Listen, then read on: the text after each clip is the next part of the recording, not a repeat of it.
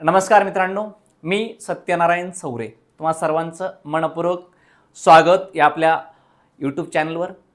आज आपण ही जी काही पार पडली PSI पूर्वपरीक्षा आहे, डिपार्टमेंटल PSI अर्थात खात्यांतर्गत फौजदार पूर्वपरीक्षा, ही परीक्षा पार पडून याच्यानंतर आन्सर की सुद्धा आलेली आहे आणि याच्यावरून जे काही मुलांचे मार्क्स चालले आहेत, हे मार्क्स जर आपण पाहिले तर काही मुलांना 55 मार्क आहेत, काहींना 50 आहेत, 40 आहेत, 45 आहेत, पण बहुतांशी जनता ही कुठे आहे तर हे माझे 30 ते 40 या दरम्यान बरीच जनता इथे आहे।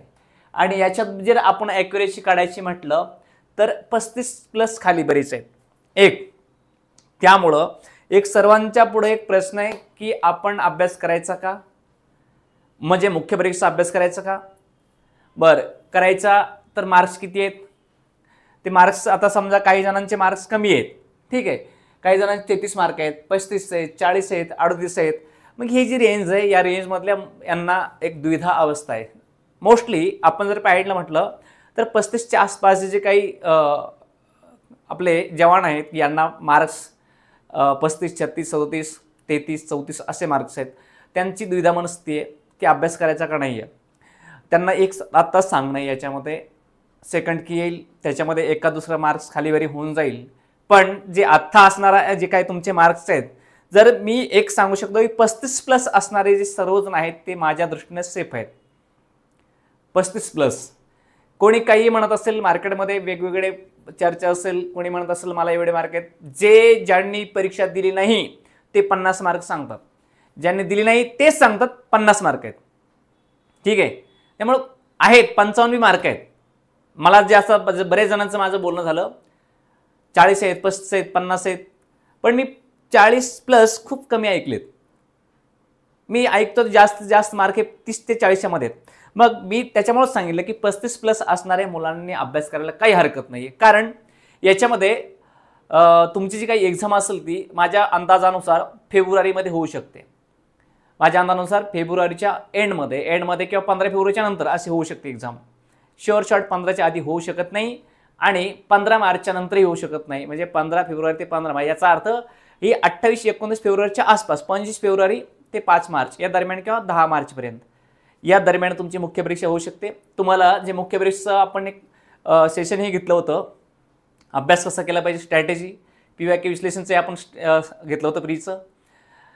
ज्यांना 35+ मार्क असतील, आत्ता सांगतो 35+ मार्क असतील, त्यांनी पूर्णपणे झोपून तयारी करायची, काही अडचण नाही, ठीक आहे। कारण तुम्ही आता ह्या 615 जागा आहेत, एक विचार करा, 615 गुणिले 12+ म्हणजे जवळपास 7,500 ते 7,500 जणांना त्यांना पात्र करायचं आहे। याचा अर्थ असा की बरेच जे 28,700 फॉर्म आले त्यातले काही हजर नव्हते, म्हणजे 25,000 मुलांनी परीक्षा दिली असेल, त्यापैकी 7,500 मुलांना त्यांना घ्यायचं आहे। याचा अर्थ असा की इथं मेरिट कमी लागणार, ठीक आहे। मग हे कमी लागणार आहे। मग पुन्हा ऐन टायमाला जर तुम्हाला काय झालं किंवा ठीक आहे, एक सांगायचं म्हणजे कसं, तुम्हाला आले मार्क्स, पुन्हा तुम्ही मध्ये मेरिटमध्ये बसले मग पुन्हा राहायला महिनाभर वेळ परीक्षेला, पुन्हा काय करणार, सुट्टी मिळा ना, अभ्यास होईना आणि करावं तर काय करावं, चान्स हातानं घालवायचा नाही आहे। त्यामुळे आत्ताच हे सांगणं आहे। हे याच्यापूर्वी मी सांगितलं, आपला आजचा टॉपिक आहे PSIची मुख्य परीक्षा, डिपार्टमेंटल PSI मुख्य परीक्षा। हे जो काही याच्यापूर्वी 2017ला एक पेपर झाला होता तो अपडेटमधला, ते 17चा पेपर 2 भागात होता, सिलेबस तोच आहे। पुन्हा त्याच्यानंतर 2021चा 22मध्ये पेपर झाला, 250 जागा काहीतरी होत्या, त्याचं 41 काहीतरी मेरिट होतं, ठीक आहे। हे जे 22-21चा पेपर झाला त्याच्या आधारावर आपण म्हणजे ते जे PYQ जे आहे मुख्य परीक्षेचं ते आपण इथं आज थोडं एक्सप्लेन करणार आहोत। म्हणजे आपली सिरीज असणार आहे की आपण PYQ जे आहेत 2021च्या पेपरचे त्याचे संपूर्ण कायद्याचे प्रश्न आहेत, ते संपूर्ण कायद्याचे प्रश्न आपण इथं एक्सप्लेन करणार आहोत। आज आपण IPSचे 15 प्रश्न घेत आहोत, पुढे याच्यामध्ये पुन्हा राहिले 15, पुन्हा आपण म्हणजे असे आपण हे 5-6 दिवस सेशन आपले चालतील। आणि जर डिमांड असेल मुलांची काही, हे सेशन पाहून जर डिमांड आली तर आपण याची स्पेशल बॅच सुद्धा चालू करणार आहोत, संपूर्ण कायदे आणि 100% 95% रिझल्ट। म्हणजे इथं जर 50चं वेटेज असेल तर 48 मार्क्स येण्याची हमी देऊन आपण चालू करणार आहोत। सर्वप्रथम बऱ्याच जणांचे मला फोन आले की तुमचा कॉन्टॅक्ट नंबर मिळत नाही, त्यांच्यासाठी सांगतो, इथं नंबर आहे माझा 9922485500 याच्यावर कॉन्टॅक्ट करा. काही अडचण असेल या अभ्यास संदर्भात, PSI मुख्य परीक्षेचे कायद्यासंदर्भात काही प्रॉब्लेम असेल तर कॉल करायचा आणि फ्रीमध्ये मार्गदर्शन घ्यायचं. बॅचला न येणारे सुद्धा आणि जे येणार आहेत त्यांच्यासाठी सुद्धा हा नंबर आहे, कॉन्टॅक्ट करायचा. तर बघा आपण याच्यामध्ये हे पाहत असताना आपण एकतर मुख्य परीक्षेचा सिलेबस काय आहे, त्याच्यानंतर सिलेबस पाहिल्यानंतर आपण त्याच्यावर आलेले क्वेश्चन. आता मी एक इथं स्ट्रॅटेजी सांगणारच काय उद्देश आहे माझा, की जे तुम्हाला सिलेबस दिलाय, जे इथं कलम दिलेत नमूद करून त्याच्यावरच प्रश्न आहेत, त्याच्या बाहेर प्रश्न नाहीत. मग ते कलम उभं आडवं तिडवं सगळीकडून त्याला चिरफाड करायची. अर्थात जर तुम्हाला 10 नंबरचं कलम इथं दिलंय सिलेबसमध्ये तर 10 नंबरचं कलम चारी बाजून त्याचा अभ्यास करा, चारी अंगाने अभ्यास करायचा. प्रश्न चुकणार नाही म्हणजे नाही. ठीक आहे. एक अभ्यास कुठून करायचा ते एक माहिती असलं पाहिजे. मार्केटमध्ये यायचं, कुठलंही पुस्तक घ्यायचं आणि अभ्यास करायचा, तुमचा वेळ जाणार आहे, दुसरं काहीच होणार नाही. ठीक आहे. आणि सारासार विचार न करत जर आपण तसं केलं तर ते वेळ जाणार आहे. एक लक्षात घ्या, इथं प्रमुख कायदे व इतर कायदे विधी असं याचं नाव आहे. प्रश्नपत्रिकेची संख्या एकच प्रश्नपत्रिका असणार आहे. पूर्वी 2 होत्या, 21 पासून 1 आहे. इंग्रजी मराठी माध्यमात असणार आहे. 150 प्रश्न, 300 मार्क, सगळ्याला माहिती 1.5 तासचा वेळ आहे. आणि वस्तुनिष्ठ बहुपर्यायी पेपर लक्षात घ्यायचं. एकूण गुण 300, 150 प्रश्न, 300 मार्क्स. ठीक आहे. म्हणजे एक प्रश्न आपला किती मार्कला देऊन जाणार आहे, एक प्रश्न आपल्याला देऊन जाणार आहे 2 मार्क. आता इथे बघा मी तुमच्या समोर आणलंय, मी घेणार आहे आज IPC वरचे क्वेश्चन याच्यामध्ये. मग IPCचे क्वेश्चन मी तुमच्याकडे IPCचा सिलेबस मानला. हे इंडियन कॉन्स्टिट्यूशन साईडला ठेवा. इंडियन पिनल कोड याच्यामध्ये चॅप्टर दिला, चॅप्टर नंबर 2. याचा अर्थ चॅप्टर नंबर 1 वर तुमचा प्रश्न असणार नाही. चॅप्टर नंबर 1 मध्ये येतात 4-5 कलम. ठीक आहे. त्याच्यावर तुमचा प्रश्नच नाहीये. त्याच्यामुळे त्याला बघायचं नाही की भारतात लागू आहे का बाहेर लागू आहे. IPC काही घेणं नाहीये. आपल्याला बघायचं अभ्यास चालू करायचा कलम 10 पासून पुढे. ठीक आहे. मग IPC मध्ये कुठं कलम 511 कलम आहेत, मेन कलम. हे 511 पर्यंत आलो आपण. इथं ही कलम दिलेत. ही जी कलम आहेत एवढी परिपूर्ण करायची, याच्या बाहेरचा प्रश्न येत नाही, येणार नाही. आणि एवढेच करायचे आणि परफेक्ट करायचे. या 30 प्रश्नांना 60 मार्काचं वेटेज आहे. अर्थात किती प्रश्न आहेत तर 10% याला 20% प्रश्न आहे त्याच्यावर. 20% प्रश्न आहेत ना, 100 पैकी 20 अर्थात असं म्हणूयात आपण या IPC वर. 30 प्रश्न आणि 60 मार्क. ठीक आहे. IPC म्हणजे एकूण 150 प्रश्न, त्यापैकी इथं आले. आता इथं जर बघितलं तर आपण हे किती 10 प्रश्न 20 मार्क. ठीक आहे. 10 प्रश्न आणि पुढचे 10 म्हणजे 60 मार्क 20 प्रश्न. आता हे ठीक आहे. मी तुमच्या इथं काय झालं की सिलेबस मांडलाय पुढे, हे कलम आहेत. मी तुम्हाला इथं एक्सप्लेन काय करणार आहे की बघा, बरेच जण असतात, तुम्हाला कोण काय सांगतं, कसं शिकवतं, कोण काय करतं, कोण हे करतं, काही हिंदी नाही आपल्याला. मी सांगतो ते तुमच्यापर्यंत पोहोचत असेल तुमच्या इथपर्यंत तर त्याला महत्त्व आहे. आणि त्या दृष्टीनेच आपण हे पाहतो. एक प्रश्न आहे, आपण PYQ जे आपण एक्सप्लेन करणार त्याच्यामध्ये पहा, मी विधान सांगतोय की भारतीय दंड संहिता अर्थात IPC 1860 संदर्भात खालील विधानांचा विचार करा. प्रश्न आहे आपल्या पुढे. आणि याच्यात पहिलं उदाहरण दिले, राहते घर इत्यादीतील चोरी हा समेट न होण्याजोगा गुन्हा आहे. याचा अर्थ असा की आपापसात न मिटण्याजोगा गुन्हा आहे. एखादा गुन्हा असेल तर तो गुन्हा असतो कसा, दखलपात्र. ठीक आहे. आणि अदखलपात्र. ठीक आहे. तसंच इथं काय असतं, आपापसात मिटण्याजोगा आणि आपापसात न मिटण्याजोगा म्हणजे कोर्टच्या बाहेर. ही चोरी असेल, हा आपापसात मिटण्याजोगा गुन्हा आहे का, नाही. हे कुठले म्हणते, राहते घर इत्यादीतील चोरी ह्या आपापसात मिटण्याजोगा गुन्हा आहे असं यांचं म्हणणं आहे. ठीक आहे. आणि दुसरं आहे की खंडणी हा दखलपात्र गुन्हा आहे. खंडणी, आता याच्यामध्ये काय म्हणतात त्याला, खंडणी म्हणतो ना आपण, खंडणीचं आपण पाहिलंच आहे. आपण ज्याला वाटमारी केली असते, खंडणी मागणे, खंडणी गोळा करणे, धमकी देऊन मागणे, वेगवेगळ्या प्रकारे मागले जाते. त्याच्यात बरेच प्रकार आहेत. सांगण्याचा उद्देश की बरेच प्रकार येतात. ठीक आहे. आता हा आपापसात न मिटण्याजोगा गुन्हा आहे एक, आणि दुसरं काय आहे तर खंडणी हा दखलपात्र गुन्हा आहे. ठीक आहे ना. हा दखलपात्र आहे. खंडणी हा दखलपात्र गुन्हा आहे. याच्यामध्ये 2 प्रकार, दखलपात्र, अदखलपात्र. ठीक आहे. मग हा दखलपात्र आहे आणि हा आपापसात न मिटण्याजोगा गुन्हा आहे. आता याचं उत्तर काय आलं, दोन्ही बरोबर आहे.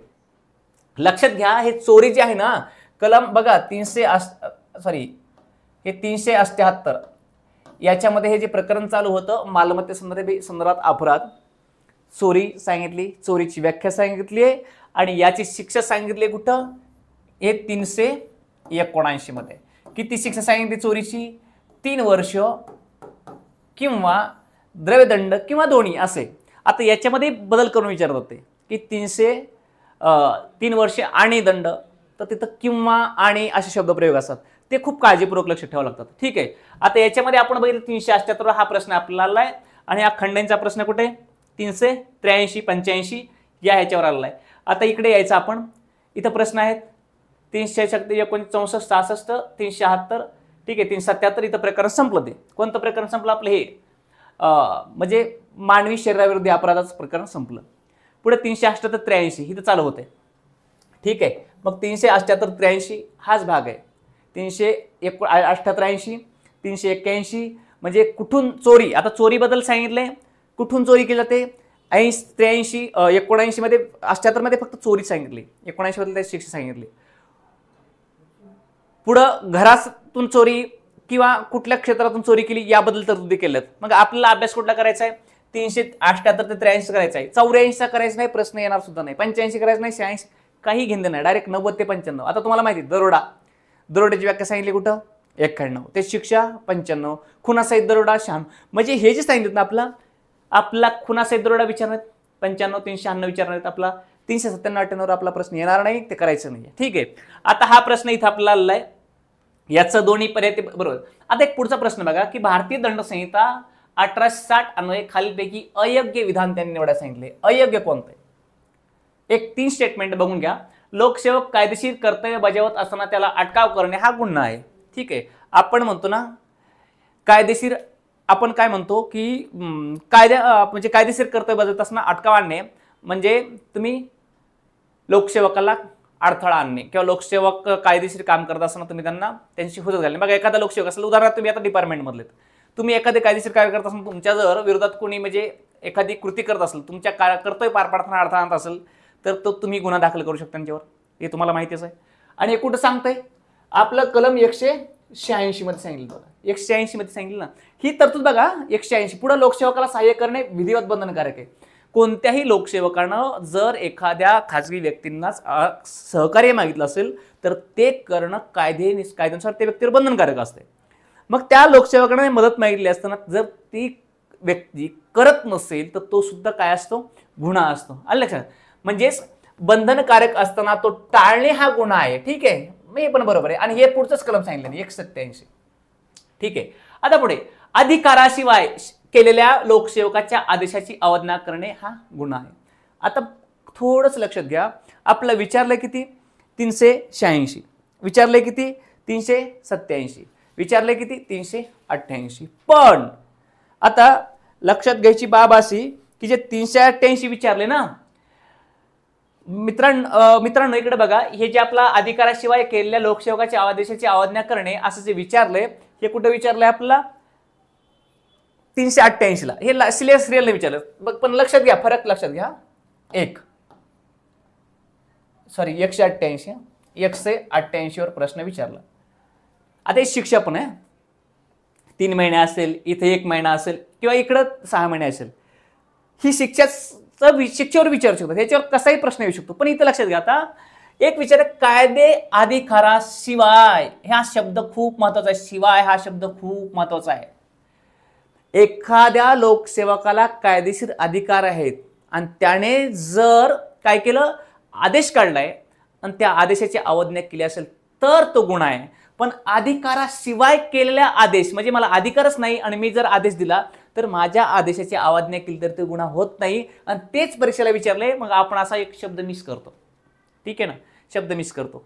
आणि हे कुठे सलग कलम विचारलं आणि आपण वाचलं असतं. पण अधिकाराशिवाय, हे अधिकार म्हणजे जो लोकसेवक ज्या लोकसेवकाला आदेश देण्याची अधिकार आहे, आदेश देण्याचा अधिकार आहे, त्या लोकसेवकानं आदेश दिला असेल, त्याचं जर तुम्ही काय करत असाल, अवज्ञा करत असाल. म्हणजे समजा एखाद्या अधिकाऱ्याने आदेश दिला की इथे या एखाद्या क्षेत्रातून मिरवणूक निघू नये, कारण तिथून मिरवणूक निघली तर काय होऊ शकतं की काहीतरी तणाव निर्माण होऊ शकतो किंवा सामाजिक परिस्थिती बिघडू शकते. किंवा एखाद्या व्यक्तीनं आदेश दिला असेल की तुम्ही एखादी कृती करू नये, नोटिसा पाठवत असतो बघा, मग ती पाठवली असेल, त्याने आदेश, त्याला अधिकार आहे म्हणून त्याने आदेश दिला, पण तिथं त्या आदेशाचं उल्लंघन झालं तर ती काय गुन्हा आहे. पण त्या लोकसेवकाला अधिकार होता का?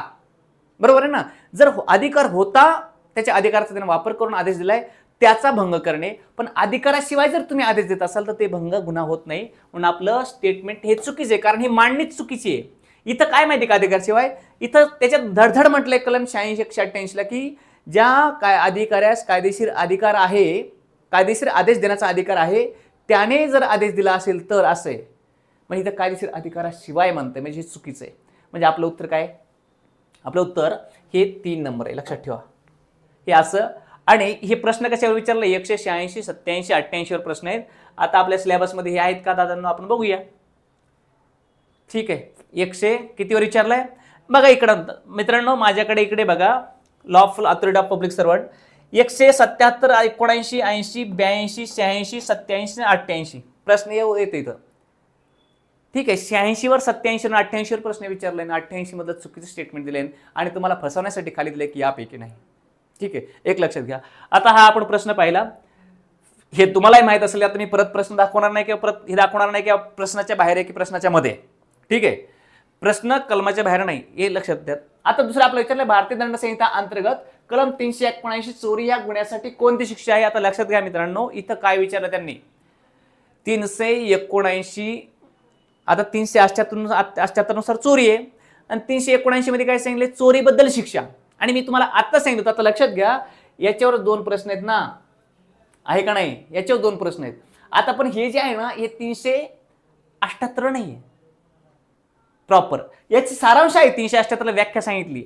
मग व्याख्या काय असते की कोणती एखाद्या व्यक्तीचा, समजा तुमच्या एखाद्या व्यक्तीच्या वस्तूची मालकीची वस्तू आहे आणि ती त्याच्या संमतीशिवाय स्थानभ्रष्ट करणे म्हणजे त्या चोरी म्हणजे गणलं जातं.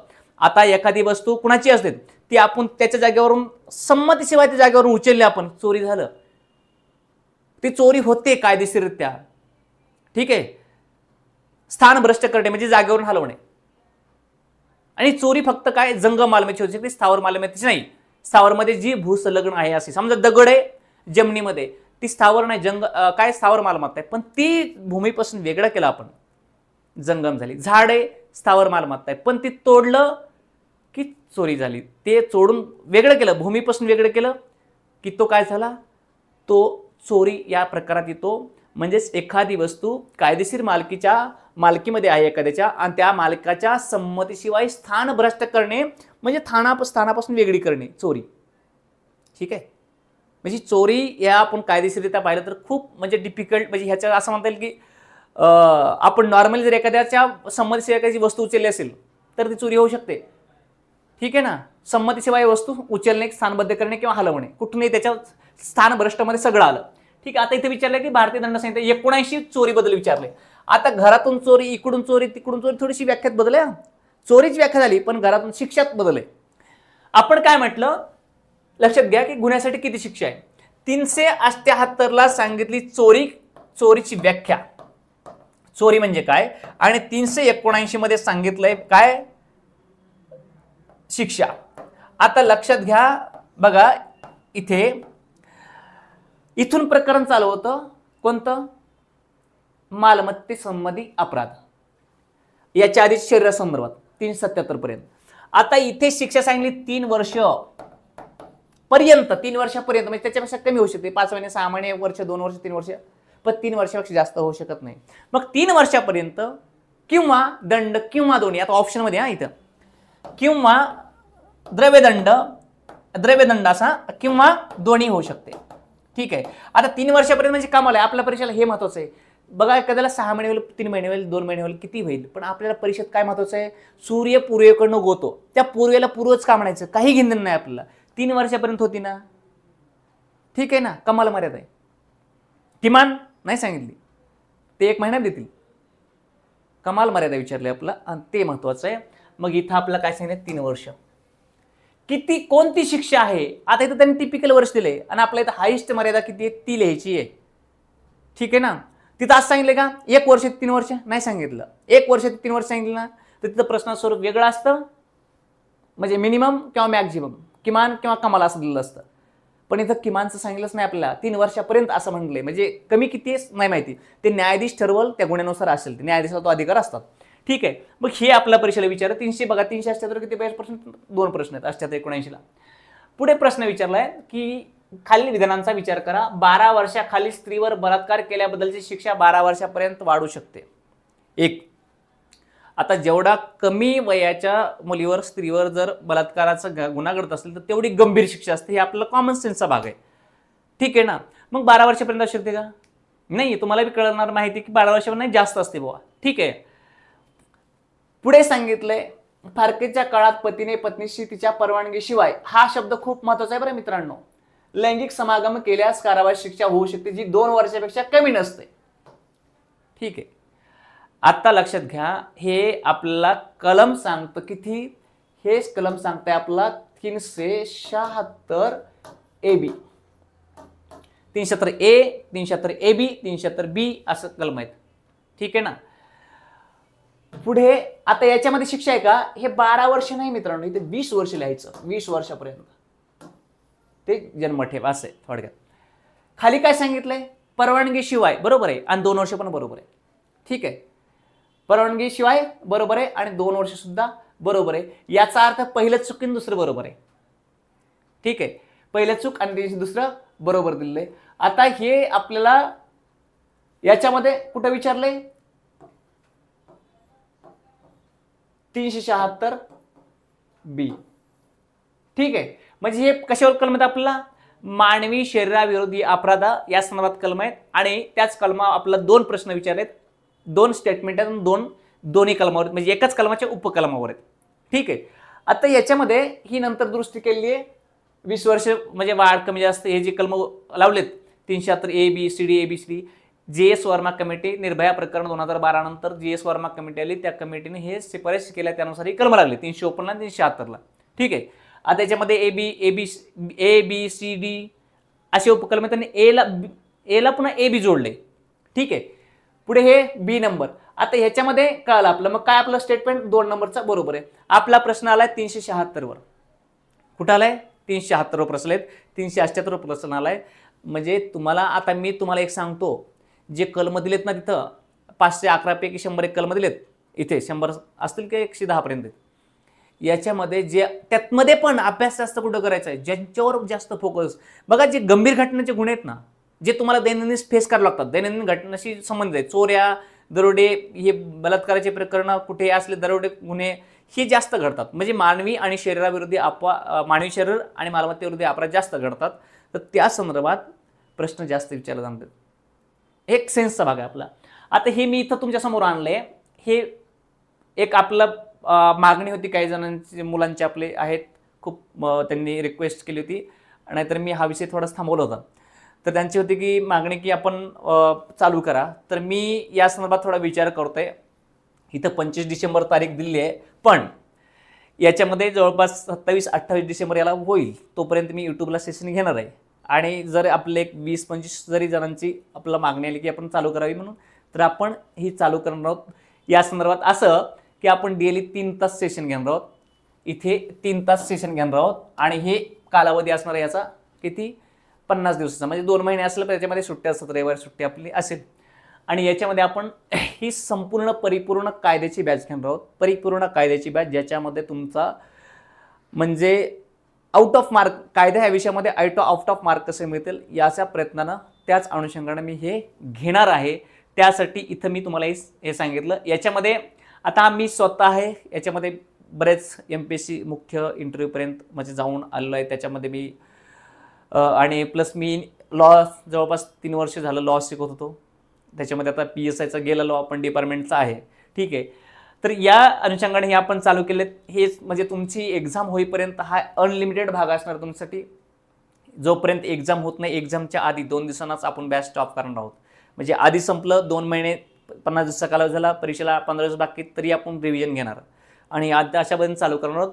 यासाठी तुम्हाला जर काही गरज असेल, संबंध असेल, तर हे 99 22 48 55 00 या नंबरवर कॉन्टॅक्ट करा. काहीही मदत असेल, लागत असेल या संदर्भात तर. ठीक आहे. मग आपण त्याच्यावर चर्चा करू शकतो, काही अडचण नाही आहे. यापुढे पुढचा प्रश्न पाहिला आपला की भारतीय दंडसंहिता कलम 80 द्वारे केले जाणारे गुन्हा नाही, केले जाणारे काही गुन्हा नाही जो, म्हणजे यांनी असं सांगितलंय की कलम 80 नुसार जर गुन्हा घडला, म्हणजे एखादी घटना घडली तर ती गुन्हा नाही. ती गुन्हा होऊ शकत नाही आणि तसं कलमात सांगितलंय. पण कसं, तो जर अपघाताने कृती घडली असेल तर, म्हणजे तुम्ही जाणून बुजून जर कृती केली असेल तर तो गुन्हाच होणार आहे ना.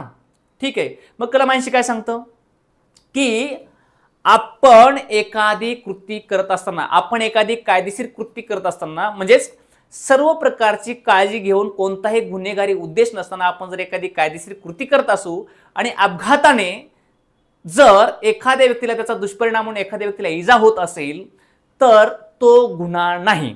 म्हणजे हे अपवाद दिलेत कलम 76 पासून ते कलम 106 पर्यंत. ठीक आहे ना. हे अपवाद दिलेत, सर्वसाधारण अपवाद म्हणतो आपण याला. म्हणजे याच्यामध्ये वेडे असतील, म्हणजे मानसिक विकलांग असतील, लहान बालक असतात, किंवा असे तुम्ही कायदेशीर कृती करत असता, किंवा डॉक्टरची कृती असतील, खेळामध्ये झालेली कृती असेल, या संदर्भात गुन्हा नसतो. पण ते गुन्हा नसतो पण कसा, जर ती कृती अपघाताने झाली असेल, दुर्दैवाने झाली असेल, म्हणजे कोणताही उद्देश तुमचा नसताना झाली असेल तर यांनी डॅशमध्ये प्रश्न विचारलाय.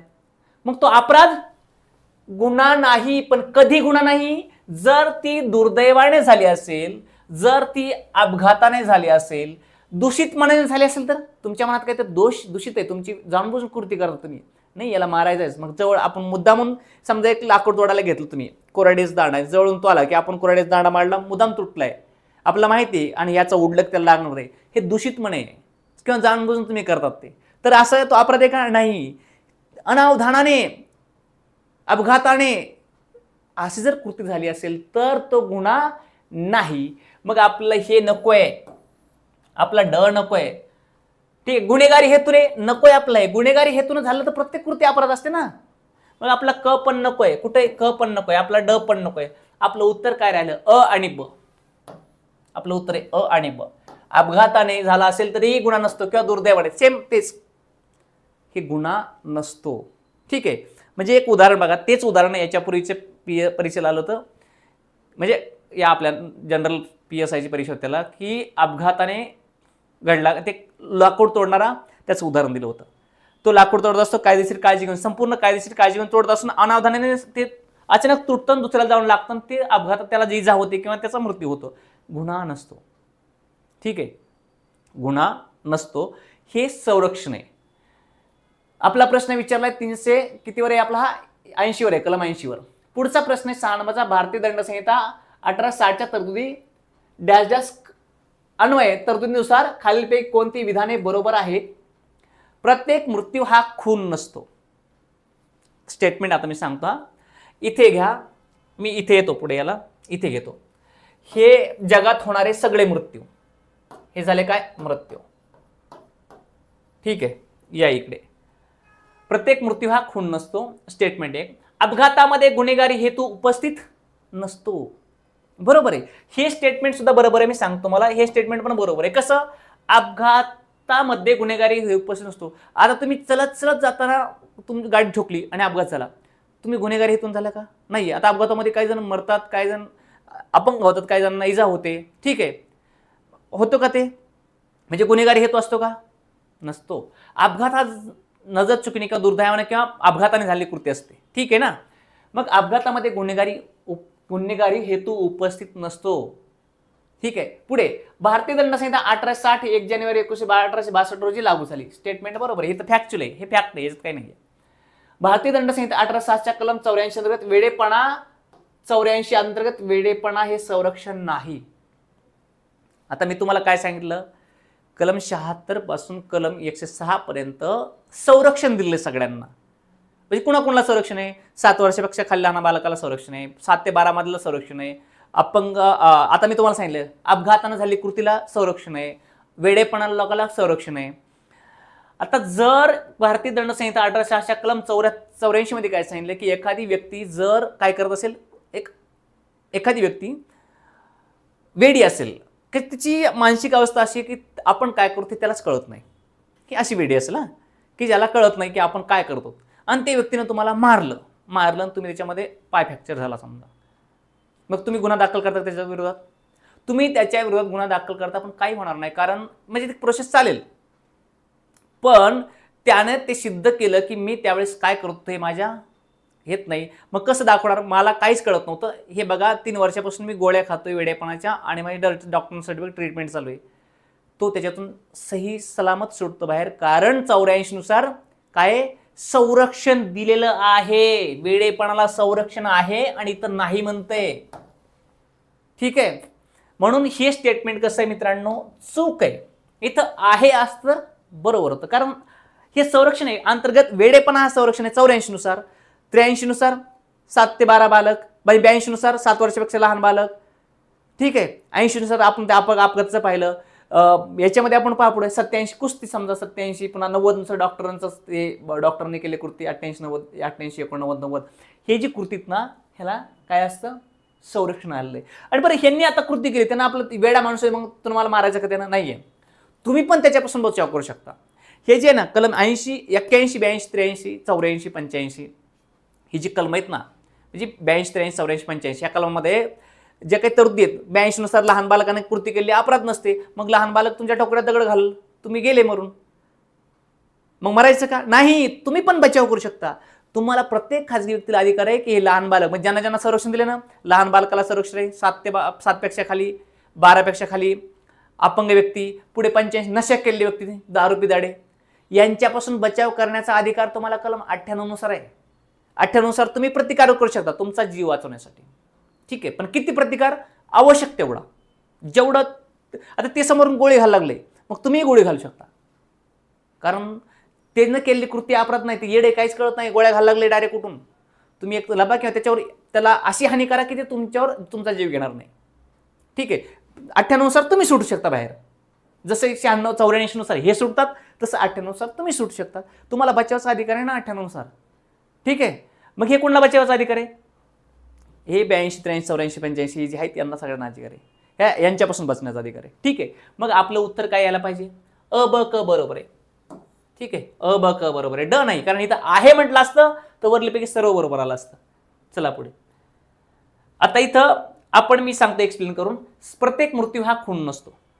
आता हे सगळे मृत्यू आहेत हा, याच्यापैकी हे झाले सदोष मनुष्यवध. सदोष मनुष्यवध. ठीक आहे, आता याच्यापैकी काय असतात? ते खून असतात. ठीक आहे, खून किंवा हत्या म्हणतो आपल्याला. इथे सदोष मनुष्यवध असतात आणि याच्या बाहेर सगळे मृत्यू. आता इथलं हे मेलं आजारपणानं, एक मेलं वय झाल्यामुळं, एक मेलं, मग हे ऑल जगात मारणारे सगळे इथं आले. मग आपण भारतात बघू, भारतात मारणारे सगळे इथं आले. त्यातले काही सदोष मनुष्यवध असतात, म्हणजे हे काही नैसर्गिकरित्या मेले, हे बाहेरचे आहेत ते नैसर्गिकरित्या मेले, हे सगळेच मेलेले आहेत. पण हे जे बाहेरचे नैसर्गिकरित्या, बरं हे काय आहेत ते? हे काहीतरी कुणाच तरी चुकीमुळे मेलेत. ठीक आहे, कुणाच तरी चुकीमुळे. आता याला ही तरी कसं असतं माहिती आहे का? तुम्ही म्हणले मग अपघात झाली कृती नसते, अपघाताने झाली कृती नसते.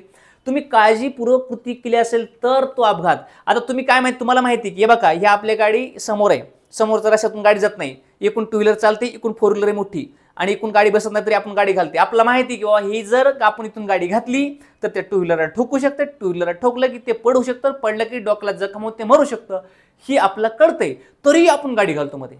आणि गाडी घातली ते ठोकलं की जाऊन पडलं झालं, इजा डोक्याला मेलं, हेल्मेट नव्हतं समजा. सदोष मनुष्यवध हा खून नाही होत, कारण ह्याला मारायचं म्हणून मारलेलं नसतं, म्हणून हा मारायचं म्हणून मारलेलं नसतं, म्हणून हा खून होत नाही. पण हा मृत्यू आहे का नाही? हो आहे. मग तो खून आहे का? नाही. तो खून आहे का? नाही. पण तो सदोष मनुष्यवध आहे. ठीक आहे, म्हणजे प्रत्येक मृत्यू हा सदोष मनुष्यवध नसतो, पण प्रत्येक सदोष मनुष्यवध हा मृत्यू असतो. प्रत्येक खून हा सदोष मनुष्यवध असतो, पण प्रत्येक सदोष मनुष्यवध हा खून नसतो. हा डायग्राम सांगते. हा खून आहे ना, प्रत्येक खून हा सदोष मनुष्यवध पण आहे आणि मृत्यू पण आहे. ठीक आहे, हा सदोष मनुष्यवध मृत्यू आहे आणि हा मृत्यू आहे. ठीक आहे, म्हणजे हा उलट येत नाही पण इकडून बाहेर जातं. हे झाला सदोष मनुष्यवध. आता खून कोणता?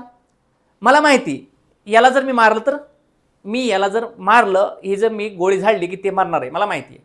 ठीक आहे, मग मी घालतो गोळी, मला माहिती की मला मारायचंच, याला मारतो मी.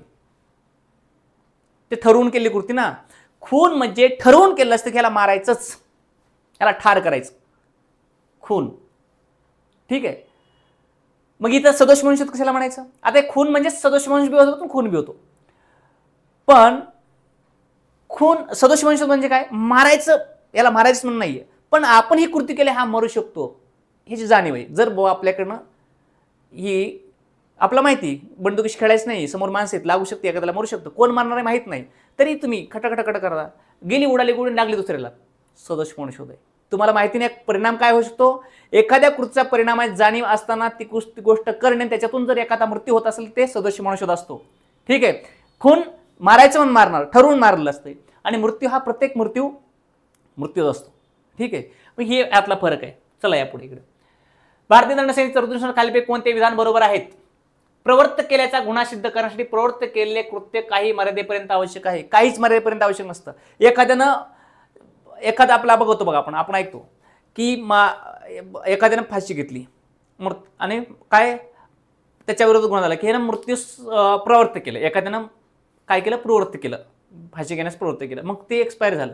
मग आता तुम्ही ट्रायल घेणार का की नाही, याला फाशी मी असं केलं मग त्यानं फाशी घेतली, मग ते ट्रायल करून बघायचं का? अजिबात नाही. हे सेन्स लगेच कळून जातं आपले. ठीक आहे. हे कळून जातं की ते करायची गरज नाहीये. ते काय होत असतं, सिद्ध झालं ना, किंवा ते मानसिक त्रास देता, शारीरिक त्रास देता, काही इतर त्रास होते, या पुराव्याने सिद्ध झालं ना, ते ट्रायल घ्यायची गरज नसते त्याची. ठीक आहे. प्रवृत्त केल्याचा गुन्हा सिद्ध करण्यासाठी प्रवृत्त केले करणं आवश्यक नाही. म्हणजे हे स्टेटमेंट बरोबर आहे आपलं, हेच चूक आहे. ठीक आहे. म्हणजे अ बरोबर आहे का? नाही. दोन्ही बरोबर आहेत का? नाही. मग फक्त ब बरोबर आहे आपलं. कारण काही मर्यादा पण म्हणा किंवा कुठं म्हणा, काहीच गरज नसते नाही. ठीक आहे ना, याच्यात काही गरजेचं नसतंय. पुढे आपल्याला इथं एखादा पुरुष जर स्त्रीच्या इच्छेविरुद्ध होत असेल तरच ती व्याख्या देतं ना, किंवा तिच्या संमतीशिवाय, म्हणजे इच्छेविरुद्ध म्हणजे संमतीशिवाय, संमती नसेल तर ती इच्छेविरुद्ध झालं ना. एक डॅश अवयवांपैकी कोणत्या अवयवासंबंधी लैंगिक संभोग करत असेल तो बलात्कार होतो. म्हणजे बलात्कार काय होतो हे सांगितलंय. आता बलात्कार तुम्हाला हे सांगतो मी साधं सोपं आणि एकदम आपल्या भाषेत. स्त्रीच्या संमतीशिवाय जर स्त्रीच्या कोणत्याही गुप्तांगामध्ये सोबत जर तुम्ही लैंगिक संबंध करत असाल तर त्याला काय म्हटलं जातं की बलात्कार. अर्थात आता इथं बघा यौन संबंधी संभोग सांगितले आहे, तो बलात्काराचा आहे, उघड आहे. बेमौखिक संभोग आहे. ठीक आहे, त्याला मौखिक म्हटलं तर. गुदा संभोग आहे. तिन्ही प्रकारात हा संभोग आहे. म्हणजे स्त्रीच्या संमतीशिवाय ही जर गोष्ट कोणी करत असेल, गुदा संभोग विचारले कलम 376 म्हणजे जशास तशी व्याख्या सांगितली आहे. अजून 2-3 प्रकार सांगितले त्याच्यामध्ये. ठीक आहे.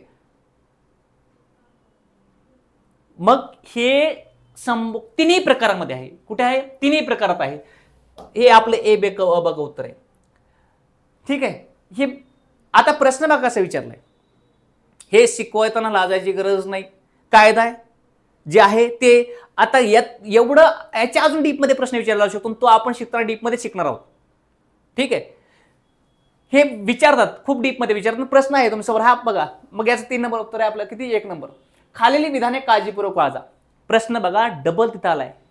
आता एक मला लक्ष लॉजिक लावा तुम्ही. प्रश्न कुठे फिरतायत? 354 पासून 310-12 पर्यंत, 324 पर्यंत थोडक्यात. 354 पासून 354 पासून कुठे फिरतात? आपलं जवळपास 326 पासून आहेत, 19-20 पासून आहेत, 299 पासून 299 पासून ते 399 जवळपास 400 पर्यंत इथं जास्त क्वेश्चन फिरतायत. म्हणजे शरीराविरुद्ध अपराध आणि मालमत्तेविरुद्ध अपराध याच्यावर जास्त क्वेश्चन आहेत. हे एक लॉजिकचा भाग बघा तुम्ही. सर्व हत्या सदोष मनुष्यवध असतात, परंतु सर्व सदोष मनोवध हत्या नसतात. एक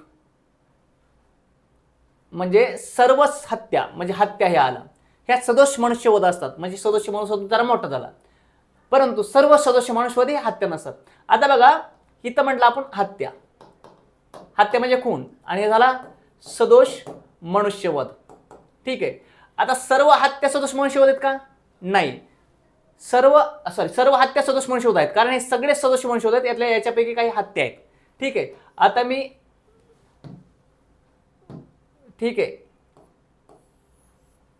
मी काय केले? हत्या केला. आता याच्यात लक्षात घ्या, हे याच्यामध्ये ह्या हत्या आहेत सगळ्या. ठीक आहे. याच्यापेक्षा काही हे हत्या आहेत, हे सगळे सदोष मनुष्यवध आहेत बाहेरचे. यातल्यापैकी काही हत्या आहेत, म्हणजे सगळे हे जे मृत्यू झालेत एवढे. आता हे बघा, इथून मी एक रिंगाण मारतो, हे झालं मृत्यू. ठीक आहे, हे सगळ्या मृत्यूपैकी हे सगळे आहेत काहीतरी गुन्हेगारी उद्देशाने झालेले. ठीक आहे, म्हणजे हे नैसर्गिक मृत्यू झालेत का हे इथून मधले नाही. ह्यातले काही आहेत हे चुकीमुळे झालेत. आपला माहिती कृती अपघात होऊ शकते. ठीक आहे, आणि ह्यातले हे मधले जे आहेत ते आपल्याला माहिती आहे ना जीव जाऊ शकतो आणि जाणून बुजून घेतलाय जीव, मग ही हत्या. आपल्याला माहिती जीव जाऊ शकतो पण जाणून बुजून घेतलेलं नाही, सदोष मनुष्यवध. आणि प्रत्येक सगळे जे आहेत हे मृत्यू आहेत, हे मृत्यू आहेत. ह्यापैकी काही सदोष मनुष्यवध, काय हत्या, जे मी आता तुम्हाला सांगितलं. सर्व सदोष हत्या सदोष मनुष्यवध असतात. सर्व हत्या सदोष मनुष्यवध असतात. हे मध्ये जे आले ना, हे मध्ये आले ना, हा जो मधला भाग आहे ना, हा मधला भाग ह्या याच्यामध्ये येतो. हे मृत्यू पण आहेत, हे सदोष मनुष्यवध पण आहेत हे. ठीक आहे, हत्यावाले हे सदोष मनुष्यवध, हे मृत्यू आहेत. ठीक आहे, मृत्यू आहेत. आणि हे मृत्यू आहेत, म्हणजे काही मृत्यू आहेत हे नैसर्गिकरित्या, हे चुकीमुळे आणि हे ठरवून केले. हे नैसर्गिकरित्या हे चुकीने झाले आणि हे ठरवून केले. परंतु सर्व सदोष मनुष्यवध हत्या नसतात. मला सांगा, हे सदोष मनुष्यवध आहे, हे सदोष मनुष्यवध आहे, हे सदोष मनुष्यवध आहे, हे सदोष मनुष्य, हे हत्या होऊ शकतील का? नाही. पण ही तर मी सदोष मनुष्यवध आहे, हे हत्या आहेत का? हो. म्हणजे स्टेटमेंट सर्व हत्या सदोष मनुष्यवध असतात. हो, असतात. काय हे सदोष मनुष्यवध पण आहे, हे हत्या पण आहे आणि हे मृत्यू पण आहे. ठीक आहे, हे सदोष मनुष्यवध आहे. ठीक आहे, हत्या नाही, सदोष मनुष्यवध आहे. ही सदोष मनुष्यवध आहे, हत्या नाही. हा मृत्यू आहे, सदोष मनुष्यवध पण आहे. आणि हे मृत्यू आहे फक्त, हा सदोष मनुष्यवध नाही, ही हत्या नाही. सदोष मनुष्यवध नाही, हत्या नाही, फक्त मृत्यू आहे. हे सदोष मनुष्यवध आहेत आणि मृत्यू पण आहेत. आणि हे सदोष मनुष्यवध आहे, हत्या म्हणजे हत्या आहे, सदोष मनुष्यवध आहे, मृत्यू पण आहे. अलग लक्षात, हे मधलं तिन्ही मध्ये आहे. मृत्यू आहे, हत्या आहे, मृत्यू आहे, सदोष मनुष्यवध आहे. म्हणजेच इथं 100 माणसं मेली, 100 पैकी ही 10 आहेत. आता मी परत त्याला आणखी काळ करतो, तुम्हाला समजलं पाहिजे. इथंच काही गरज नाही आपल्याला पुढच्या याची. 1 मिनिट बघा, इथे हे आहेत 10, हे आहेत 50 आणि हे आहेत 100. ठीक आहे, म्हणजे एका वर्षामध्ये 100 जण मृत्यू पावले. 100 जण मृत्यू पावले. त्यापैकी हे 50 जण कसे, हे 50 आणि 10 60 झाले, उरले किती? 40. ठीक आहे, 40. आता हे 60 झाले, सॉरी हे 50 ह्यातले 40, कारण हे याच्यामध्ये येतात. 50 आणि यातले 50, 100 झाले. 100 मधले हे 50 आहेत ना, हे नैसर्गिकरित्या मेलेत, झटका येऊन आजाराने मेलेत, कसेही मेलेत. हे कोण? हे 100 मधले 50. ठीक आहे, कारण हे एकूण 100 झाले. आपण हे एकूण 100 पकडले, इथं एकूण 100 मृत्यू झाले. त्याच्यापैकी 50 हे आहेत, 50 सदोष मनुष्यवध. ह्या 50 सदोष मनुष्यवधापैकी 10 खून आहेत. 50 असे मेलेत, हे 50 पैकी 40, कारण इथं 10 गेले ना, 40 हे सदोष मनुष्यवध आहेत, चुकीने मेलेत. आपला चुकीने मेलेत, म्हणजे ते मृत्यू झालाय काहीतरी कारणाने झालाय, पण ते उद्देश ठरवून केलेला नव्हता. आणि ह्या 50 पैकी 10 असेच हे ह्यातले की ते मारलेत, मारायचे म्हणून खून केलेत. ठीक आहे, आता बघा, विधान अबरोबर आहे. आणि भारतीय दंडसंहिता 1860च्या कलम 231 आणि 233 मध्ये खून व सदोष मनुष्यवध संबंधी आहे. चूक आहे. प्रकरण 230 पासून 12 प्रकरण नाण्यासंबंधी अपराध. म्हणजे काय बघा, खोटी नाणी तयार करणे. नाण्याची व्याख्या 230 आहे. 231 खोटी नाणी तयार करणे, 233 विकणे आहे का, ते काही संबंध नाही. म्हणजे आपलं हे चूक आहे. अ बरोबर आहे आणि ब चूक आहे. ठीक आहे, अ हे अविधान बरोबर आहे आणि ब चूक आहे, हे आपलं बरोबर आहे. 2 नंबर स्टेटमेंट. ठीक आहे, चला पुढे. भारतीय दंड 1860 खालीलपैकी कोणती गोष्ट गंभीर इजा मानली जाते? गंभीर इजा, मित्रांनो लक्षात घ्या, भारतीय दंड संहिता 1860 नुसार गंभीर इजा कोणती आहे? म्हणजे साधी दुखापत, गंभीर दुखापत. तुम्ही ऐकलं असेल, कलम 319 मध्ये साधी दुखापतची व्याख्या केली आहे, त्याची 23 मध्ये शिक्षा दिली आहे. पुन्हा 320 मध्ये गंभीर दुखापतची व्याख्या केली, व्याख्या शिक्षा पुढे 24 मध्ये दिले, आणि 24 आणि 26 इकडे 23 आणि 25 घातक हत्यारासह साधी दुखापत असं. म्हणजे 319 इथं आपण 23 24 कडे जाऊ शकतो, 23 आणि 25 इथं 320 आणि 25 24 26. आता गंभीर दुखापत करण्यासाठी 8 कारणं सांगितलीत कायद्यामध्ये. किती? 8 कारणं, म्हणजे 7 कारणं सांगितली होती. पुन्हा JS वर्मा समितीने शिफारस केल्याच्या नंतर ऍसिड हल्ला, तो पण गंभीर इजा केली. ठीक आहे, 8 टाकलं. आता पुरुषत्व हनन करणे म्हणजे पुरुषत्व भंग करणे, नपुसक बनवणे थोडक्यात. हाडांचे जोड विस्कळीत करणे किंवा सांधे विच्छेद म्हणजे हातपाय मोडणे थोडक्यात. केस काढणे गंभीर इजा आहे काही? नाही. केस कापले म्हणजे का तुम्हाला केस काढणे हे कळून जाते. बरं ठीक आहे, आपण ह्याच्यापेक्षा काय करू, मी इथं आणले मांडून, तुम्हाला ते बघून घ्या. दिसते का क्लिअर मध्ये? दिसत नसेल बघा. कलम 320 नुसार जबर दुखापत म्हणजे गंभीर इजा म्हणजे काय? ठीक आहे, पुरुषत्व भंग करणे, पुरुषत्व हनन म्हणजे दुसरे पहिले. दुसरं काय? कोणत्याही डोळ्याचा दृश्यशक्तीचा म्हणजे कोणताही डोळा कायमचा नष्ट करणे, कोणताही डोळा. पुढे तिसरी सांगितले कोणत्याही कानाचा श्रवणशक्ती म्हणजे कायमचं बहिरेपणा आणणे. बरं का, कायमचा हा शब्द प्रयोग आहे. तुम्ही खूप मारलं त्याला 2-4 दिवस ऐकू आलं नाही, ती इजा नाही होत गंभीरमध्ये. काय? कायमचा, कायमचा हा शब्द लय महत्वाचा आहे मित्रांनो. ह्याच्यात पण ते चुकी देऊ शकतात. तुम्ही माईक ऐकले, कानाला दुखापत केली, कायमची असेल तर ती गंभीर इजा आहे. जर तुम्ही कायम हेपर्यंत वाचलं ना, तुमचा मार्क्स गेला. पुढे ते कायम असू शकतं किंवा नसू शकतं शब्द, एक एक शब्दाला फिरायचं आपल्याला. पुढे चौथी सांगितली कोणत्याही अवयव किंवा साधा विच्छेद करणे म्हणजे कोणता अवयव दूर करणे अवयवापासून. ठीक आहे, म्हणजे उपसून काढणे, हात उपसून. 5वी सांगितली कोणताही अवयव किंवा साधा यांच्या शक्तीचा नाश करणे किंवा कायमचा बिघाड करणे म्हणजे कायमचा तुमचा कोणता अवयव बिघडून टाकणे, कायमचा. ठीक आहे. पुढे 6वी सांगितलेली मस्तक किंवा चेहरा कायमचा विद्रूप करणे, मस्तक किंवा चेहरा कायमचा विद्रूप करणे, कायमचा. ठीक आहे. 7वी सांगितली हाड किंवा दात तोडणे म्हणजे हाड मोडणं किंवा दात तोडणं म्हणजे एक बुक्की मारली तुम्ही आणि बुक्की सरसर 2 दात पडले, 320 ची व्याख्या लागू होईल. 324 लागू करायचं की 26 लागू करायचं ते ठरवलं. की तुम्ही हाताने मारले ना, ठोसा मारला, मग त्याला 30 शिक्षा होईल की गंभीर दुखापत पण हत्याराशिवाय. आणि तुम्ही एक लाकूड घेतलं, फाड मारलं, दात पडला, ते 326 लागेल, शिक्षा वाढ आहे. ठीक आहे ना. आणि 8वी टाकली बघा, दुखापतीमुळे जीवित धोक्यात येते अथवा 20 दिवस हे काय केलं, 20 दिवस म्हणजे तुम्ही अशी दुखापत करणे की 20 दिवस तुम्हाला दैनंदिन काम करता येत नाही, अशी जबर मारहाण झाली आहे. जबर हा मारहाण ऐकतो की त्या व्यक्तीला 20 दिवस उठताच येत नाही. बरं उठते बी ते, पण त्याला बसता येत नाही, आंघोळ करता येत नाही, खाता येत नाही. ठीक आहे, अशी कृती करणे किंवा चालता येत नाही 20 दिवस. डॉक्टरनं सर्टिफिकेट दिले का नाही गव्हर्नमेंटच्या मेडिकल हे 20 महिनाभर याला कोणती कृती करता येणार नाही, गंभीर दुखापत. ठीक आहे, लक्षात ठेवायची. हे 8 प्रकार दिलेत. मग याच्यामध्ये कोणता रे? केस काढणे कुठं आहे का? नाही. सूर्यकडनं उगवतो लिहायचं आपल्याला. मग तुम्ही नाही म्हणायचं ह्याला पूर्वज का म्हणायचं, काही घेणं नाही. आपलं दिलं ना 8, त्या 8 पैकी आहे का इथं? हे तिसरं नाही. मग आपलं अ बस बरोबर आहे फक्त. कोण? 2 नंबरचा पर्याय. क नको आहे आपल्याला आणि ब बरोबर फक्त अ पण नको आहे. चला पुढे. ठीक आहे, या पुढे किती आहे? 12. अजून 2 प्रश्न घ्यायचे आपल्याला. बघा, अ हा झचा जीव घेण्याच्या इराद्याने अशा प्रकारे त्यावर बंदूक झाडतो की त्याचा जीव गेला असता आणि अ ने खून केल्याचा गुन्हा झाला असता.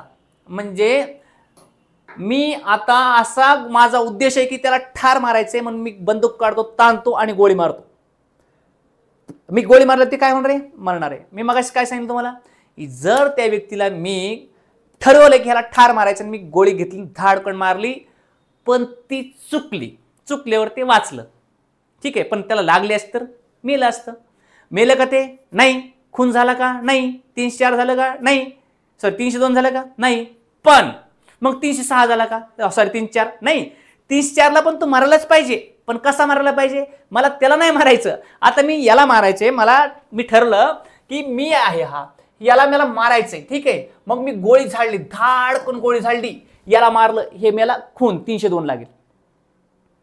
ठीक आहे, पण मी इथून गोळी काढली आणि धाडकन याला मारली, पण लागली ह्याला. मला मारायचं होतं याला, लागली ह्याला, हे लागेल. हे काय होईल? 301 नुसार गुन्हा दाखल. हा सदोष मनुष्य ठरेल, पण 301 नुसार.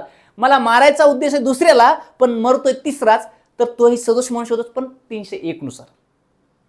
ठीक आहे, मग मी आता मारलं, ह्याला लागली नाही, समजा ह्याला बाजूला काढा, मी मारली गोळी आणि याला चाटून गेली, मेले का ते? नाही. 307 हाफ मर्डर. ठीक आहे, बरं याला लागली का? नाही लागली. तरीही 307. का? खुनाचा प्रयत्न. कारण ती लागली असतं तर मेलच असतं ना ते. खुनाचा प्रयत्न. मग 307 कधी लागतं? तुम्ही खून करावंच असं नाही किंवा खून करण्याला लागली पाहिजे, जखम झाली पाहिजे, रक्त आलं पाहिजे, काहीच नाही. तुम्ही गोळी धाडकन त्यानं वाचवली, ते खाली पडलं, बघ लागली नाही किंवा थोडी चाटली तरी सगळं हाफ मर्डर, आणि चाटून नाही गेली, ते बचलं, पळून गेलं तरी हाफ मर्डर. घातक हत्याराने जीव घेण्याचा प्रयत्न करण्याची व्याख्या आहे. म्हणून हे काय आहे?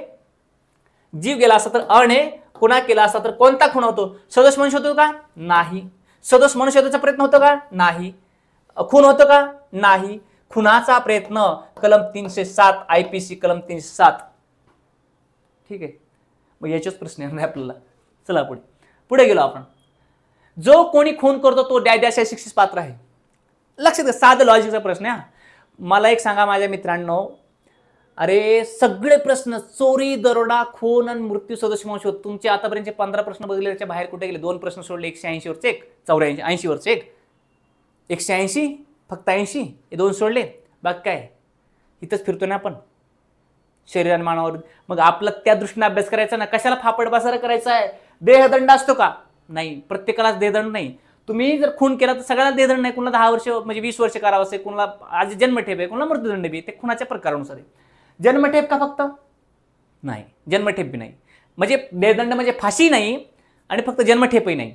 काय मग देहदंड किंवा जन्मठेप का? नाही. अरे लॉजिकचा प्रश्न आहे. याच्यामध्ये तुम्हाला द्रव्यदंड आहेच, प्रत्येक शिक्षेत द्रव्यदंड आहे, प्रत्येक शिक्षात. मग लॉजिक निघते ना, द्रव्यदंड कुठे आहे? आणि जो गंभीर गुन्हा असतो ना त्याच्यामध्ये द्रव्यदंड आणि मध्ये असतो, म्हणजे ऍड असतो प्लस. आणि जे छोटे छोटे गुन्हे असतात ना, शिक्षा किंवा द्रव्यदंड असं असते. ठीक आहे. चोरीला काय बघितलं आपण? किंवा द्रव्यदंड आहे, 3 वर्ष किंवा द्रव्यदंड किंवा दोन्ही असं आहे. पण तुम्ही जर खून करत असाल डायरेक्ट किंवा खुनाचा प्रयत्न करत असाल तर तुम्हाला दंड अधिक मध्ये. म्हणून हे आणि हा शब्द इथं किंवा असेल ना, इथं 2 ऑप्शन असते, देहदंड किंवा जन्मठेप किंवा द्रव्यदंड, तर चूक असतं. देहदंड किंवा जन्मठेप आणि द्रव्यदंड, हे द्रव्यदंड असतोच याला. मग देहदंड होऊ शकेल किंवा जन्मठेप होऊ शकेल. ठीक आहे. किंवा तुम्ही आता मग 20 वर्ष शिक्षा होते. 20 वर्ष शिक्षा हे जन्मठेपे समान मानली जाते. ठीक आहे. म्हणजे आपलं उत्तर आहे 4. लॉजिकचा प्रश्न आहे. या इकडे आता तुम्ही सांगतो मी, कोणत्या वर्गाच्या धर्माचा अपमान करण्याच्या उद्देशाने उपासना स्थळाचे नुकसान करणे व ते अपवित्र करणे? उपासना स्थळाचे नुकसान हा शब्द महत्वाचा आहे. उपासना स्थळाचे नुकसान हे 2 शब्द महत्वाचे आहेत. लक्षात घ्या. 95 मध्ये काय सांगितलंय? पहिलंच ऑप्शन 95 ये सांगणे. इथं काय माहिती की नंतर ऍड केलंय. इथं धार्मिक भावना किंवा श्रद्धा, धार्मिक भावना असा शब्द प्रयोग आहे. तुमच्या भावना किंवा श्रद्धा म्हणजे तुम्ही एखाद्या धर्माबद्दल अपशब्द बोलले, म्हणजे तुमच्या धार्मिक श्रद्धा भावना दुखतील असं काही कृती केली, 395 ए लागतं, ते नंतर ऍड केलं, त्याला शिक्षा थोडी जास्त आहे. 395 ते कलम आहे आपलं. धार्मिक स्थळाचे नुकसान म्हणजे एखाद्या कोणत्याही धार्मिक स्थळाला तुम्ही इजा पोहोचवणे. ठीक आहे. म्हणजे एखादी कुठं दंगल झाली, एखाद्या धार्मिक ठिकाणी, चर्च, मंदिर, मस्जिद कुठले असेल, त्याच्यावर समजा काही समाजकंटकांनी काहीतरी हल्ला केला, काही नुकसान केलं, 395 लागतं. मग हे बरेच लागतात सोबत, पण 395 सर मेन गुन्हा येतो आणि आपला 395 विचारले. ठीक आहे. 354 का 254 नाही, हे असलेली कृती गाणी वगैरे त्याच्याबद्दल आहे. कारण इथून 95 पासून बदललं प्रकरणच बदलतं. 298 आहे का? 298 सॉरी हा 300 सॉरी हा हे 298 295 आणि 254 298 नाहीये. 298 काय संदर्भात आहे? धार्मिक, हे जे आपलं धार्मिक आहे ना, अडवणूक करणे, म्हणजे एखादी यात्रा चालली आहे धार्मिक स्थळावर, एक यात्रा चालली रस्त्याने, कोणते धार्मिक मिरवणूक झाली त्याच्यात तुम्ही अटका आणला, धार्मिक मिरवणूक चालली त्याच्यात अटका आणला, 1 वर्ष शिक्षा आहे. इथं 1 वर्ष शिक्षा आहे, इथं 1 वर्ष शिक्षा आहे, इथं 1 वर्षापेक्षा जास्त आहे. ठीक आहे. नंतर ऍड केलं कलम हे. आणि हे अश्लील गाणी किंवा ह्याला जास्त शिक्षा येते, ते वेगळा भाग येतो. अश्लील गाणी, अश्लील कृती करणे 291 92 93 94 पर्यंत. मग आपलं उत्तर काय मित्रांनो? 95 नाही, ही 295 ए नाही. ही धार्मिक भावना आणि श्रद्धा, आणि इथं धार्मिक स्थळ, हे स्थळ आहे इथे. ठीक आहे. आणि इथं धार्मिक मिरवणूक चालली असेल तिला अटकाव करणे किंवा विधानने. पुढचा आपला प्रश्न आहे 15 नंबरचा, योग्य जोड्या जुळा 1860 नुसार. बघा आता सांगतो मी, गैरपरिरोध. आता एक सांगतो मी, कलम 339 340 इथं व्याख्या केली आहे. कशाची? ठीक आहे, मी याला खोडतो. ठीक आहे. या व्याख्या आहेत. व्याख्या, ठीक आहे, आणि शिक्षा, ठीक आहे. आता 339 शिक्षा सांगितली 341 मध्ये आणि 340 सांगितली 342 मध्ये, ठीक आहे. लक्षात घ्या, ह्या व्याख्या आहेत अशा आणि ह्या अशा आहेत शिक्षा, ठीक आहे. हे शिक्षा आहेत, 341 शिक्षा आहे आणि 339 व्याख्या आहेत. एक काही तर कायचे निरोध, धार्मिक गैरनिरोध करणे, ठीक आहे, आणि गैर परिरोध करणे. आता लक्षात घ्या, इथे 1 महिनाभर शिक्षा आहे, इथे 1 महिना किंवा द्रव्यदंड किंवा दोन्ही, 1 महिन्यापर्यंत किंवा द्रव्यदंड किंवा दोन्ही 341 सांगतं आणि 342 सांगतं 1 वर्षापर्यंत शिक्षा किंवा द्रव्यदंड किंवा दोन्ही किंवा मध्येच आहे, ठीक आहे. इथं 1 मंथ आणि इथं 1 इयर.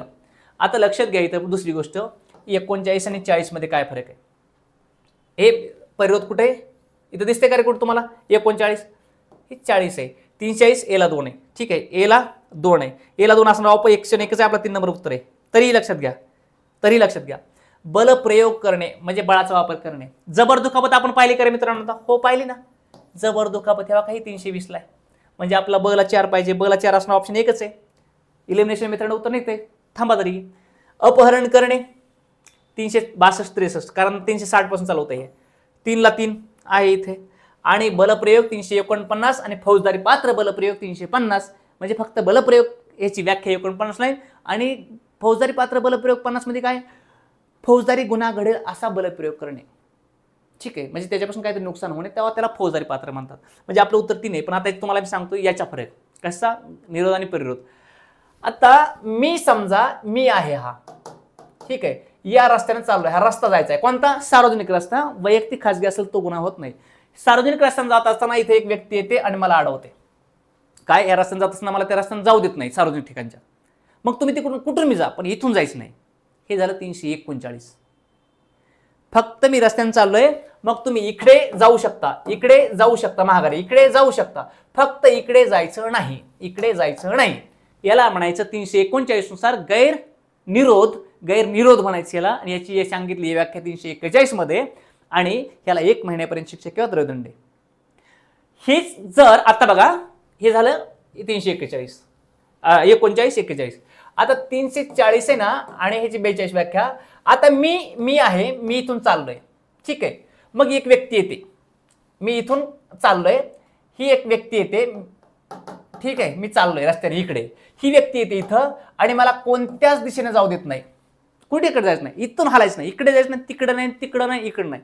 बंदिस्त करून ठेवणे, एखाद्या घरात कोण ठेवणे, एखाद्या रस्त्यावर कोण ठेवणे, इकडे जाऊ द्यायचं नाही, कुठंच जाऊ द्यायचं नाही, इथंच थांबून राहायचं तू, याला म्हणतात बंदिस्त करून ठेवणे, ठीक आहे. मग याला म्हणायचं गैरपरिरोध. गैर म्हणजे चुकीचा, तुम्ही कोणाला अडू शकत नाही, जर कायदेशीररित्या असेल ठीक, पण बेकायदेशीररित्या कोणी अडू शकत नाहीत, म्हणून त्याला गैर म्हणायचं. आणि गैरनिरोध करणे किंवा गैरपरिरोध करणे म्हणजे कुणीकडेच जाऊ न देणे. 340, 42 शिक्षा आहे, 39, 41 शिक्षा आहे, 1 महिना 1 वर्षापर्यंत इकडे, आणि हे काय आहे 39 म्हणजे कुणीकडे जा, फक्त इथून जाऊ नको, इथे कुठंच नाही जायचं. हे गैरपरिरोध ना, हा कुठेही घडू शकतो, सार्वजनिक ठिकाणी, खासगी ठिकाणी, तुम्हाला कुठेही कोणून ठेवू शकतात ते. पण वरचं 39 ना, ते फक्त सार्वजनिक ठिकाणी घडतं. एखाद्या खाजगी शेतातून चालत तुम्ही, नाही जाऊ दे तुम्हाला ते, ठीक आहे ना, मग ते काही त्याला गुन्हा होत नाही तो.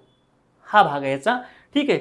आता हे पाहिलं आपण काय मित्रांनो, हे पाहिलं आपण सेशन आपलं कशाचं, हे PYQचं आपण 15 प्रश्न याच्यात हे पाहिले. एक क्वेश्चनमध्ये मिस झालेला आहे 11 नंबरचा. याच्यामध्ये लक्षात ठेवा, जर तुमची काही रिक्वायरमेंट असेल, डिमांड असेल, तर 9922485500, 9922485500 या नंबरवर कॉन्टॅक्ट करा. आणि हे झाल्याच्यानंतरचं तुम्हाला आवडलं असेल सेशन तर व्हिडिओला लाईक करून चॅनलला सबस्क्राईब करा. थँक्यू. भेटू आपण नेक्स्ट सेशनमध्ये.